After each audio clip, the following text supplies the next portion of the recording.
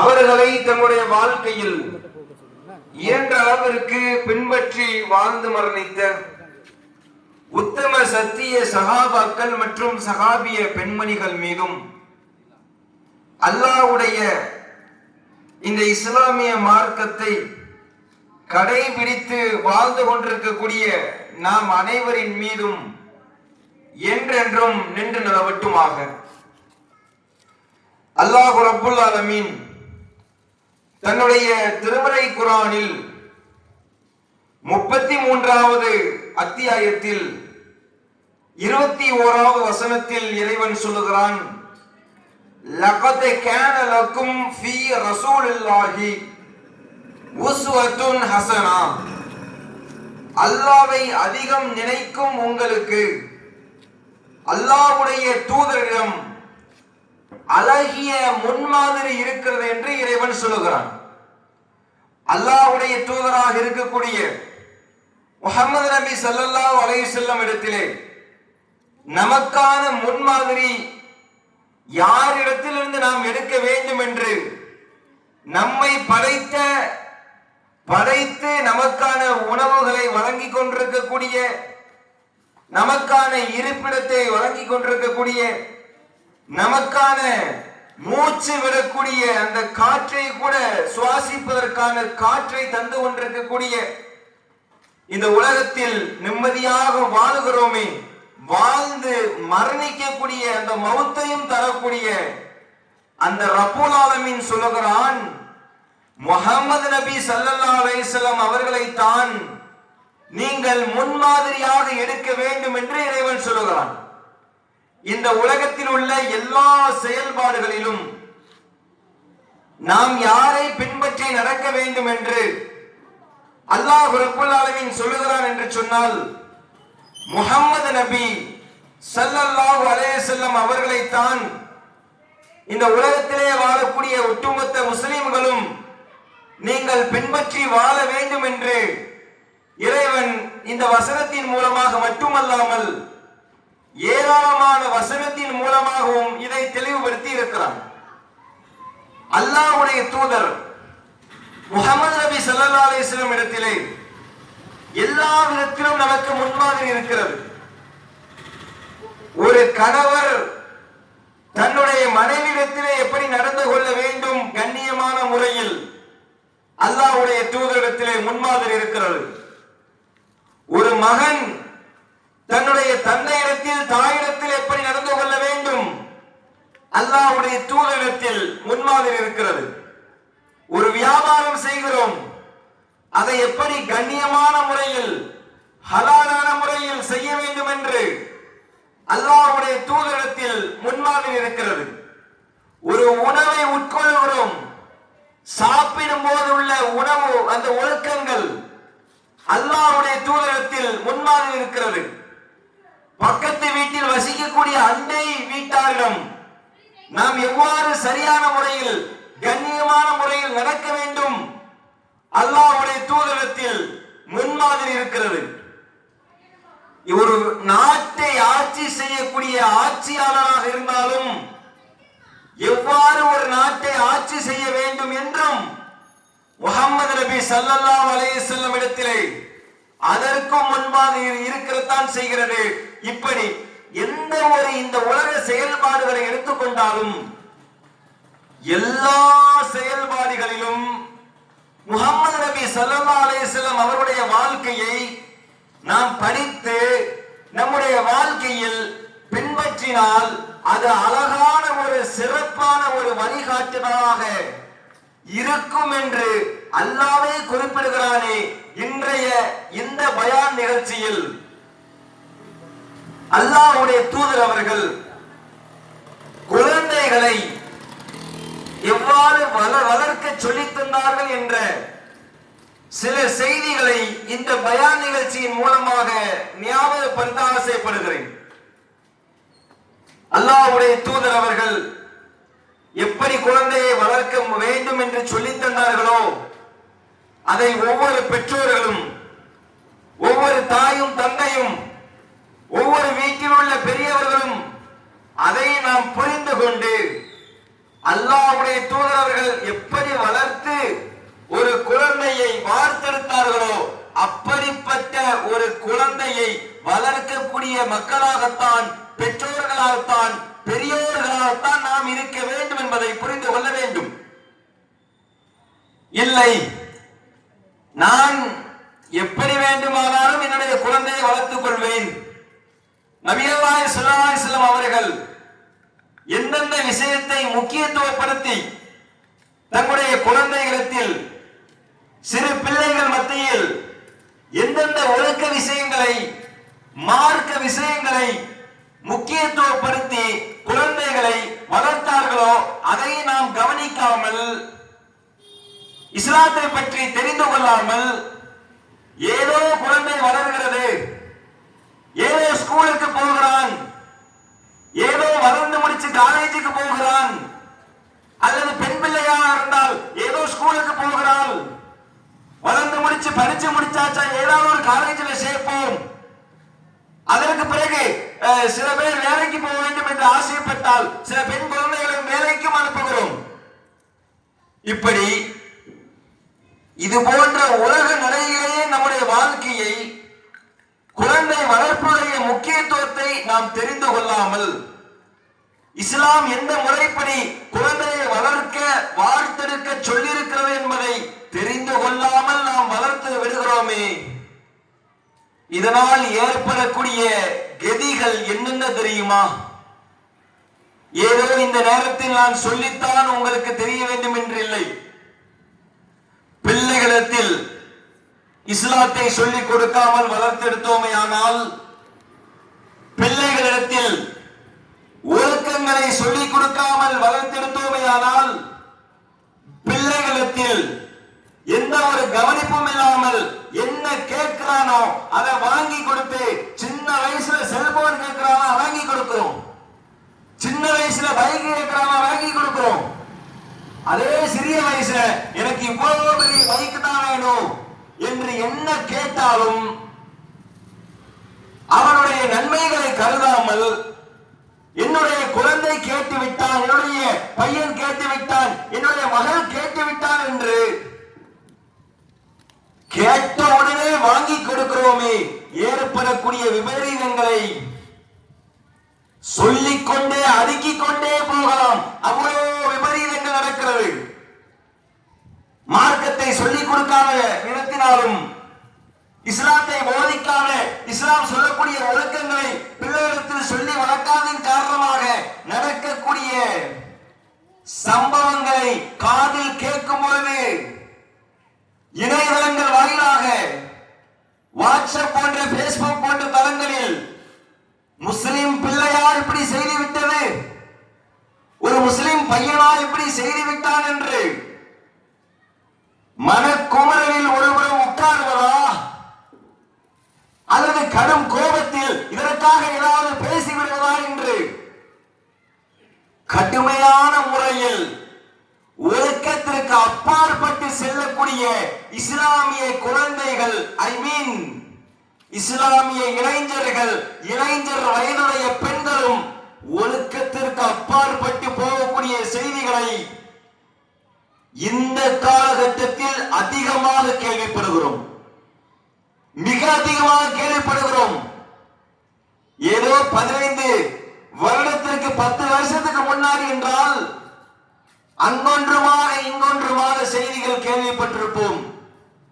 இது போன்ற ஒரு பிள்ளை, இஸ்லாமிய பெண், ஒரு காலேஜோ ஸ்கூலோ படிச்சு முடிக்கக்கூடிய தருவாயில் இப்படி ஒரு பையனுடன் ஓடி போய் விட்டால் என்ற செய்தி கேள்விப்பட்டிருப்போம். 10-15 வருடத்திற்கு முன்பாக ஒரு வருஷத்திற்கு 2 செய்தி 4 செய்தி வரும். ஆனால் இன்றைய காலகட்டத்தில் ஒரு மாதத்திற்கு 4-5 செய்திகளை கேள்விப்படக்கூடிய விதத்தில் இவ்வளவு வித்தியாசமான ஒரு சூழலில், ஒழுக்கத்திற்கு அப்பாற்பட்ட நிலையில் எத்தனையோ இஸ்லாமிய பெண்களும் இஸ்லாமிய இளைஞர்களும் தவறி போகக்கூடிய விஷயங்களை கேள்விப்படுகிறோமே. இதற்கு காரணம் என்னவென்று புரிய மாட்டாமா?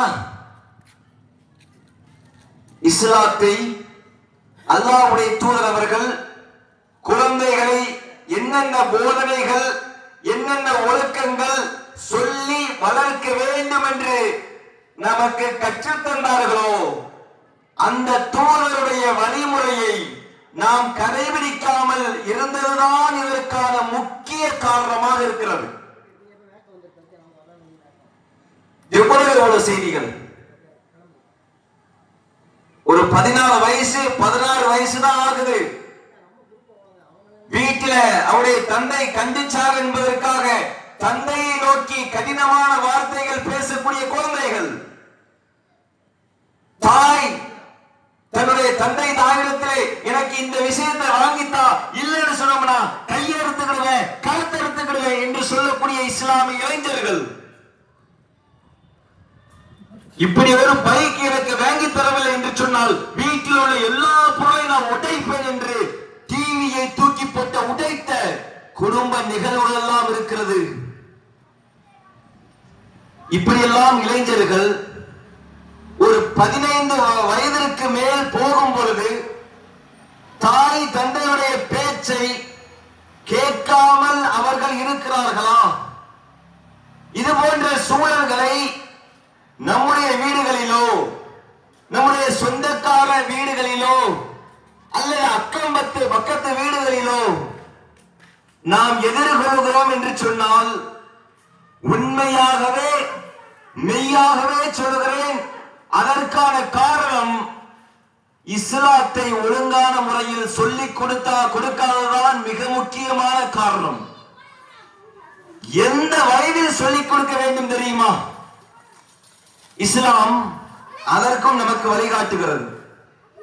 இன்றைய காலகட்டத்தில் சொல்வார்களே, ஒரு பழமொழி கூட சொல்வார்கள், 5இல் வளையாதது 50இல் வளையுமா என்று கேட்பார்கள். அப்படி என்றால் என்ன அர்த்தம்? 5 வயசு 6 வயசு 7 வயசுல ஒழுக்கத்தை சொல்லி கொடுத்து, அம்மா அப்பாட்ட இப்படித்தான் நீ பேசணும், அத்தாட்ட இந்த மாதிரி கூடுதலான வார்த்தைகள் பேசக்கூடாது, சக தோழர்கள் இந்த போன்ற நண்பர்களோடு நீ சேருகிறாய் என்று சொன்னால் அந்த நண்பர்கள் நல்ல நண்பர்களாக இருக்க வேண்டும், கெட்ட செயல்கள் உள்ள நண்பர்களோடு நீ சேரக்கூடாது. இப்படியெல்லாம் ஒழுக்கத்தை சிறு வயதிலிருந்தே நாம் சொல்லிக் கொடுத்து வளர்த்தோமையானால்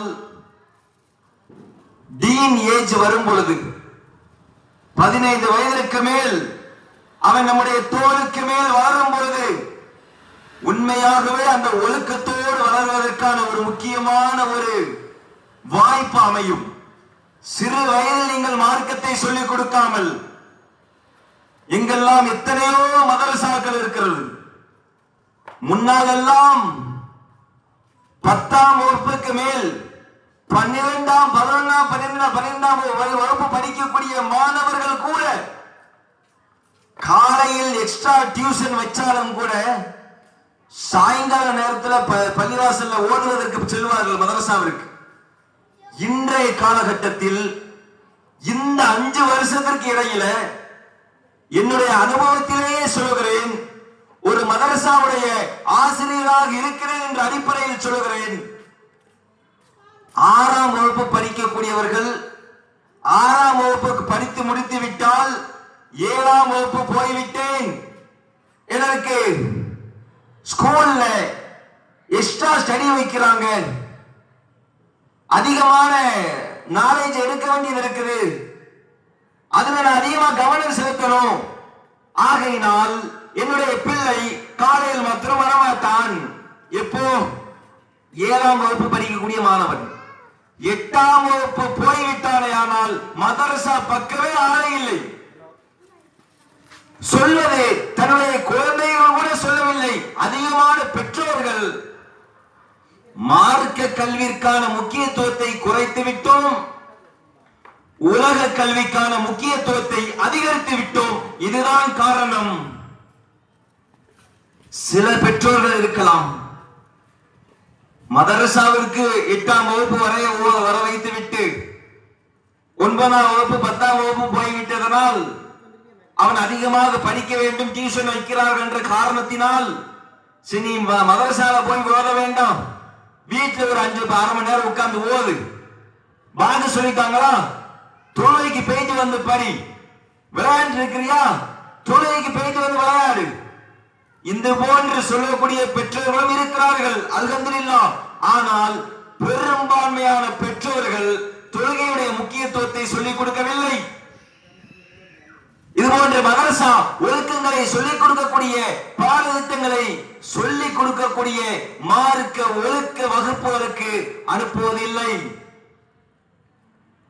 அந்த சின்னஞ்சிறு வயசுல 6ஆம் வகுப்பு 7ஆம் வகுப்பு 8ஆம் வகுப்பு போகும்போதுதான் கவனங்கள் எல்லாம் அவனுக்கு திசை மாற ஆரம்பமாகும். அந்த வேளையில் நாம் மதரசாக்களுக்கு முட்டுக்கட்டை போடுகிறோம். பள்ளிவாசல போய் தொலை போய்கிட்டு இருப்பான். நீ பள்ளிவாசல தொழ வேண்டாம், வீட்டுல தொழுகு சொல்வது யார்?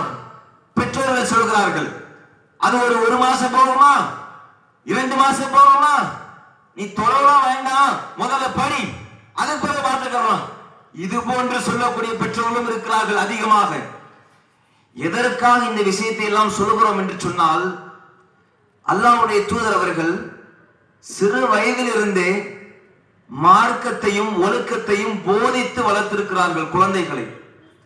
அப்படி வளர்த்ததின் காரணத்தினால் தான் ஒரு ஹதீஸிலே பதிவு செய்யப்பட்டிருக்கிறது. ஒரு சஹாபி, அந்த ராபியா இப்னு கஅப் என்று சொல்லக்கூடிய ஒரு சஹாபி, நபிகள் நாயகம் ஸல்லல்லாஹு அலைஹி வஸல்லம் காலத்திலே வாழ்ந்து வருகிறார்கள். சிறிய வயதுடைய ஒரு இளைஞர் பருவத்தில் உள்ள ஒரு சஹாபி தான். நபிகள் நாயகத்துடைய வீடுகளில் அவர்களுக்கான தேவைகளை அவ்வப்போது செய்து கொடுத்து கொண்டே இருப்பார்கள் இந்த நபித்தோழர். பெரிய வயசுலாம் கிடையாது, குழந்தை பருவம் முடிந்து இளைஞராக போகக்கூடிய பருவம் தான். அவருடைய வீட்டில் இருப்பார்கள், வீட்டில் உள்ள வேலைகளை முடிப்பார்கள், படிக்கக்கூடிய விஷயத்தை முடிப்பார்கள், தாய் தந்தைக்கு செய்ய வேண்டிய கடமைகளை இந்த நபித்தோழர், இந்த இளைஞர் முடித்துவிட்டு நேரம் இருக்கக்கூடிய காலத்தை எல்லாம் அல்லாஹ்வுடைய தூதருடைய இல்லத்திற்கு சென்று அல்லாஹ்வுடைய தூதருக்கு என்னென்ன பணிவிடை செய்ய வேண்டுமோ, வேலை செய்ய வேண்டுமோ, அல்லாஹ்விற்காக அந்த பணிவிடைகளை செய்து கொடுக்கக்கூடிய வழக்கத்தை வைத்திருந்தார்கள். இந்த வழக்கம் சில காலம் போய்கொண்டே இருக்கிறது. ஒரு நேரத்தில் அல்லாஹ்வுடைய தூதர் அவர்கள் ஒரு கேள்வி கேட்டார்கள். அந்த நபித்தோழர் அந்த இளைஞரை பார்த்து, ராபியாவே, இளைஞனே, இவ்வளவு நாட்கள் எனக்காக அதிகமாக பணிவிடை செய்திருக்கிறாய், என்னுடைய வீடுகளில் எனக்காக வேலை செய்திருக்கிறாய், உனக்கு நான் ஏதாவது செய்ய வேண்டும் என்று விரும்புகிறேன். உனக்கு என்ன தேவை இருக்கிறதோ அதை என்னிடத்திலே கேள் என்று அல்லாஹ்வுடைய தூதர்கள் கேட்டார்கள். அதற்கு என்ன பதில் கொடுத்தார்கள் தெரியுமா? அந்த இளைஞர், கவனமாக கவனிக்க வேண்டும். அதற்கு அந்த இளைஞர், எனக்கு இவ்வளவு பெரிய பொருளாதாரம் வேண்டும் என்று கேட்கவில்லை, எனக்கு ஒரு பெரிய வீடு வேண்டும் என்று கேட்கவில்லை, நான் சொகுசாக செல்வதற்கு ஒட்டகமோ வாகனமோ வேண்டும் என்று கேட்கவில்லை. என்ன கேட்டார்கள் தெரியுமா? யா ரசூலுல்லாஹ், சொர்க்கத்தில் நான் உங்களோடு இருக்க வேண்டும் யா ரசூலுல்லாஹ், அதுதான் எனக்கான ஆசை, அதுதான் எனக்கு வேண்டும் என்று, என்னுடைய விருப்பம் என்று அந்த இளைஞர் பதிலளித்தாரே. கவனிக்க வேண்டிய விஷயம் என்ன தெரியுமா? இன்றைக்குள்ள இளைஞர்களிடத்தில் உனக்கு என்ன விருப்பம் என்று கேட்டால், எனக்கு ஆப்பிள் போன் வேணும், எனக்கு பெரிய ஒரு பைக் வேணும், எனக்கு இப்படி ஒரு ஒன்று வேணும் சொல்லி இந்த உலக விஷயத்தை சொல்லக்கூடிய இளைஞர்கள் இருப்பார்கள். அல்லாஹ்வுடைய தூதர் அவர்கள் எந்த அளவிற்கு மறுமையினுடைய சிந்தனையை குழந்தைகள் மத்தியில், குறிப்பாக இந்த இளைஞருடைய உள்ளத்தில் கொடுத்து கொடுத்து சொர்க்கத்துடைய சிந்தனையை கொடுத்து கொடுத்து வார்த்தெடுத்திருக்கிறார்கள். நரகம் என்றால் உச்சபட்சமான வேதனை உள்ளது, அதற்கு நீங்கள் போக ஆசைப்படாதீர்கள். சொர்க்கத்திற்கு போவதற்குத்தான் நீங்கள் ஆசைப்பட்டு வாழ வேண்டும் என்று இந்த உலகத்தை வெறுக்க வைத்து மறுமையிலும் சிறப்பான ஒரு சொர்க்கத்தை ஆசைப்பட்டுதான் வாழ வேண்டும் என்றும், அப்படி வாழ்வதற்கு இந்த உலகத்தில் நீங்கள் கண்ணியமான முறையில், ஒழுக்கமான முறையில், பெற்றோர்களுக்கு கட்டுப்பட்டு வாழ்ந்தால்தான் கிடைக்கும் என்ற இந்த ஒற்றை மந்திரத்தை அந்த இளைஞர்கள் மத்தியில், குழந்தைகள் மத்தியில் உள்ளத்தில் விதைத்ததின் காரணத்தினால்தான் அந்த இளைஞர் பதிலளித்தார், யா ரசூலுல்லாஹ், இந்த உலகத்தில் உள்ள எதுவும் எனக்கு வேண்டாம், சொர்க்கம்தான் வேண்டும் என்று பதிலளித்தார். இப்படிப்பட்ட பிள்ளைகளை வார்த்தெடுத்திருக்கிறோமா? ஒரு நேரத்தில் அல்லாஹ்வுடைய தூதர் அவர்கள் தன்னுடைய பேர பிள்ளையை கூட்டிட்டு செல்லுகிறார்கள். பள்ளிவாசலில் ஏழைகளுக்கு என்று வந்த பேரிச்சம்பழம் குவியல் இருக்கிறது. அந்த பேரிச்சம்பழ குவியலில் ஒரே ஒரு பேரிச்சம்பழம் வெளியே வந்து கிடக்கிறது. அதை பார்த்தவுடன் அல்லாஹ்வுடைய தூதருடைய பேர பிள்ளை எடுத்து வாயில போட்டுறாங்க. சின்ன குழந்தை தானே, சின்ன பசங்களுக்கு என்ன தெரியும்? ஒரு சாப்பிடுற பழம் கிடக்குது, ஒரு பேரிச்சம்பழம் கிடக்குது, ஏதாவது சாப்பிடுற மாதிரி கிடந்தா எடுத்து வாயில போட்டுருவாங்க. இது போன்று யதார்த்தமாக நபிகளாரின் பேர பிள்ளை அந்த பேரிச்சம்பழத்தை எடுத்து வாயில் போட்டு விடுகிறார்கள். போட்டதை நபிகளார் பார்த்து விட்டு என்ன செய்தார்கள் தெரியுமா? அவருடைய பேர பிள்ளை வாயில் போட்ட பேரிச்சம்பழத்தை கையை விட்டு வெளியே எடு, துப்பு என்று சொல்லிவிட்டு ஒரு வார்த்தை சொன்னார்கள். கவனிக்க வேண்டும். பிள்ளைகளுக்கு தாய்மார்களாக இருக்கக்கூடிய பெண்களே, பிள்ளைகளுக்கு தந்தைமார்களாக இருக்கக்கூடிய பெரியவர்களே, கவனிக்க வேண்டும். அல்லாஹ்வுடைய தூதர் அவர்கள் சிறு குழந்தை என்று கூட பார்க்காமல் ஒரு வார்த்தை அந்த இடத்திலே ஒழுக்கத்தை போதித்தார்கள். மார்க்கத்தை என்ன சொன்னார்கள் தெரியுமா? என் அருமை பேரப்பிள்ளையே, இந்த பேரிச்சம்பழம் தர்மமாக வந்த பேரிச்சம்பழம், இதை நாம் சாப்பிடுவதற்கு அல்லாஹ் அனுமதிக்கவில்லை. இது ஏழைகளுக்கு உரியதுதான். நாம் சாப்பிட்டு விட்டால் மறுமையில் அல்லாஹ் தண்டித்து விடுவான் நம்மளை என்று குழந்தை பருவத்தில் உள்ள அந்த பிள்ளையிடத்திலும் மார்க்கத்தை, ஒழுக்கத்தை போதித்து வளர்த்தார்களே அல்லாஹ்வுடைய தூதர் அவர்கள். அந்த வழிமுறை நாம் பின்பற்ற வேண்டாமா?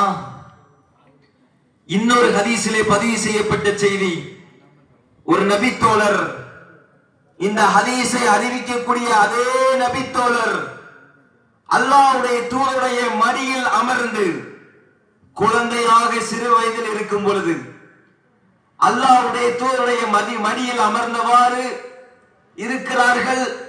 அவர்களுக்கு உணவு தட்டி வைக்கப்படுகிறது, அதிலே உணவு வைக்கப்படுகிறது. உணவு வைத்தவுடன் சின்ன பிள்ளை தானே, என்ன செய்யறாங்கன்னா விளையாட்டுத்தனமா அந்த சாப்பாடை சரியான முறையில சாப்பிடாம அங்கும் இங்குமா கையை வைத்து விளையாடி கொண்டே இருக்கிறார்கள். இதை நபிகளார் பார்க்கிறார்கள். பார்த்து விட்டு, சின்ன பிள்ளை தானே, இப்படிலாம் விளையாட்டெல்லாம் இருக்கும், இதுல என்ன பெரிய விஷயம் என்று கடந்து போகவில்லை. நபிகளார் அந்த குழந்தையிடத்திலும் சிறிய வயதுடைய அந்த பிள்ளையிடத்திலும் சொன்னார்கள், குழந்தையே, உனக்கு சாப்பாடு உணவு தட்டு வைக்கப்பட்டு அதிலே சாப்பாடு வைக்கப்பட்டால் முதலாவதாக நீ கையை கழுவிக்கொள், பின்னர் பிஸ்மில்லா சொல்லு, பின்னர் சாப்பாட்டை சாப்பிட ஆரம்பிக்கும் பொழுது முன் பகுதியில் இருந்து சாப்பிட ஆரம்பம் செய்யென்று அந்த சிறு வயதுள்ள குழந்தைக்கு கூட சாப்பிடுவதின் ஒழுக்கத்தை சொல்லி வார்த்தெடுத்தார்கள். வாய்ப்பு இருக்கிறதா நம்முடைய வீட்டில் பிள்ளைக்கு சாப்பாடு வைப்போம், நாம செல்ல தூக்கிட்டு ஒரு வாரமா உட்கார்ந்து இருப்போம், அவன் ஒரு செல்ல தூக்கிட்டு சாப்பாடு சாப்பாடு முன்னாடி வச்சுட்டு சாப்பிட்டே இருப்பான். அந்த சாப்பாட்டுல என்ன இருக்குது, என்ன சாப்பாடு வச்சாங்க, வெளியே வந்து கேட்டப்பனா என்னமா மதியானம் சாப்பிட்டேன், என்ன சாப்பிட்டப்பா, ஏதோ வீட்டுல சோர்வா இருந்துச்சு, அதோட என்ன இருந்ததுன்னு தெரியும், சாப்பிட்டு முடிச்சிட்டேன். இப்படி இருக்கிறது நம்முடைய இஸ்லாமிய சமுதாயம்.